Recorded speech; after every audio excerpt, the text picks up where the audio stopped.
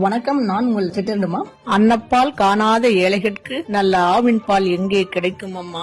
என்னப்பா யாம் படும் பாட்டையெல்லாம் சென்று யாரிடம் சொல்லி அழுவோம் அம்மா? கவிமணி தேசிக விநாயகம் பிள்ளை ஐயா அவர்களால் வறுமையின் கொடுமை என்ற தலைப்பில் எழுதப்பட்ட பாடல் வரிகள் இவை.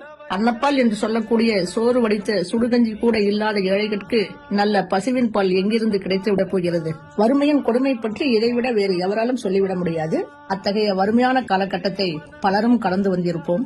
நானும் கடந்து வந்தவள்தான். இந்த சோறு வடித்த சுடுகஞ்சி முன்பசியை ஆற்றியிருக்கிறது. இப்பொழுதும் அன்னப்பால் என்று சொல்லக்கூடிய வடித்த கஞ்சியை அவ்வப்போது குடிப்பது உண்டு. ஆனால் காலத்திற்கு தகுந்தாற்போல் அந்த கஞ்சியில் சிறிதளவு நெய்யோ அல்லது நல்ல எண்ணெயோ விட்டு சாப்பிடும் பொழுது தொண்டைக்கு இதமாகவும் தொண்டையில் ஏதாவது புண்கள் ஏற்பட்டிருந்தால் ஆற்றுவதாகவும் உள்ளது. கவிமணி ஐயா அவர்கள் திரைப்படங்களுக்காக பாடல்களை எழுதவில்லை. ஆனால் அவர் எழுதிய பல பாடல்கள் திரைப்படங்களில் பயன்படுத்தியிருக்கிறார்கள். அதில் எனக்கு பிடித்த திரைப்பட பாடல் ஒன்று உள்ளது. அது எந்த திரைப்பட பாடல் என்பதை நான் இன்னொரு பதிவில் சொல்லுகிறேன். நன்றி.